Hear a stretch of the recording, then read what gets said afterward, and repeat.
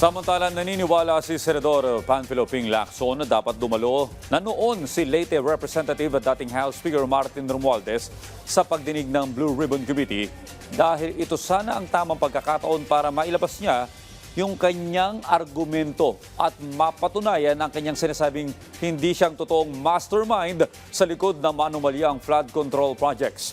Yan ang ulat ni Luisa Erispe. Tila binalik ni Senate President Pro Tempore Panfilo Lacson ang sisi kay Leyte Representative at dating House Speaker Martin Romualdez kung bakit siya naiipit at tinuturong ulo ngayon ng anomalya ng flood control projects. Ito'y matapos maglabas ng pahayag kahapon ng kongresista na sinasabing hindi siya ang dapat iturong mastermind. Ayon kay Senator Lacson, dapat dumalo na noon si Romualdez sa pagdinig ng Blue Ribbon Committee para sana nagkaroon siya ng pagkakataon na tumestigo. Nakadalawang beses na rin anyang inimbitahan ng Blue Ribbon ang kongresista. Ito ay sa pagdinig ng komite noong Nobyembre at nitong Enero. Tamang pagkakataon sana para ilabas ni Romualdez kung anumang malakas na argumento niya para patunayang hindi siya ang totoong mastermind. Ipinadaan pa nga ang imbitasyon ng Blue Ribbon sa opisina ni House Speaker Faustino Boji D. III. Kaya lang, hindi nagpakita si Romualdez.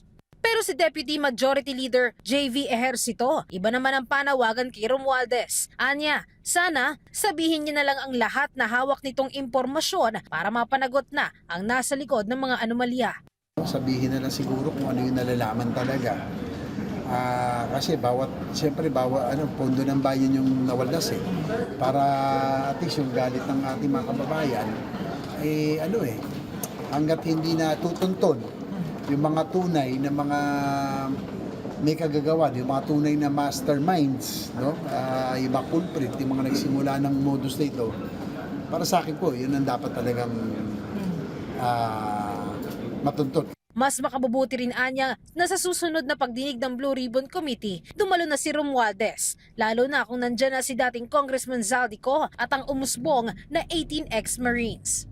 Maayos kung pupunta po sila para malaman natin. Pagtatagpi-tagpi na kung talaga pati si Zaldico maiuwi dito ng maayos. At sa tingin ko baka pati yung mga 18 Marines. Kung mapagtatagpi-tagpi natin, mapagdidikit-dikit po natin yung istorya. Sa ngayon, wala pa namang komento si Senator Francis Cheese Escudero matapos siyang ituro ni Romualdez na isa sa nasa likod ng 2025 national budget bilang mga miyembro ng BICA. Pero noon pang nakaraang taon, sinabi na ni Escudero na ang pagtuturo sa mga senador, pati na rin sa kanya na nasa likod ng flood control ay bahagi lang umano ng sarswela o iisang script. Luisa Erispe para sa Pambansang TV sa Bagong Pilipinas.